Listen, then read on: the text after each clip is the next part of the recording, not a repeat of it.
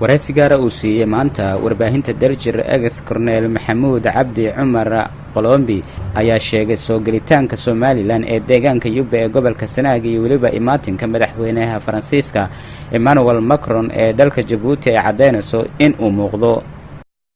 waxa hadda shay in muuqato markii Djibouti aan Macron ku arkay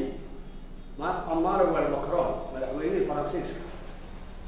waxa in muuqatay in soo gelidii Yube gumeystihii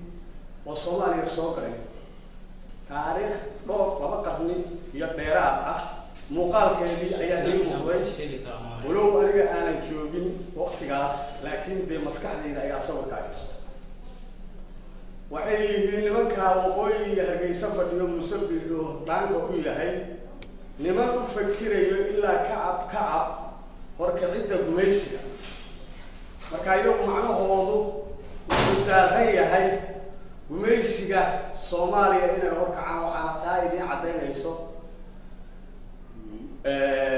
arrinkii u dambeeyay iska qabsiga Kenya iyo Soomaaliya halkii ay mareen Nairobi intay ka degeen iyo wixii ay digayeen ummadda Soomaaliyeed way u muuqatay haddaba waxaan leeyahay 1991 heshiiskii jabhadihii USC iyo SNM ay galeen mid u dhow ayaa ka socdo Ethiopia xog ogaalna cidii aan u ahayn waa dareensiinaynaa cidii xog ogaal u ahna way u tahay waxaan leenahay Puntland hoggaankeeda waa la hadlayaa waxaan leeyahay Puntland hoggaankeeda Maxamuud Cabdi Cumar Qolombi ayaa waxa uu fariin u diray hoggaanka sare ee Puntland gaar ahaan madaxweynaha Puntland Siciid Cabdilaahi Dani waxa uu baaqay in uu tago gobolka Sanaag una istaago difaaca gobolkaasi waliba soo leeyahay Puntland hoggaankeeda maanta shalay waxaa tagtay Sool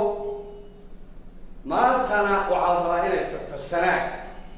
anigu walow waana aaminsanayn Sanaag inay tagayso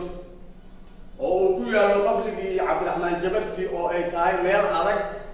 nin walba si ula muuqato way ula muuqataa aniga meel adag bay ila muuqataa oo karaamo iyo adkaan leh ummadana u ah dhaxdhaxaad dadka xigaalkeeda ana xabiib u ah baan u haystaa inay tahay Sanaag waxaan leeyahay madaxweyne Dani muuqaalkan haddeer aad bixisay muuqaal ka wanaagsan bixi horkac dadkana tag Sanaag tag oo difaac wanaagaaga ku jiro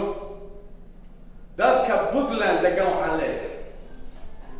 oo ay u horeeyaan gobollada jaarka ah sida gobolka Karkaar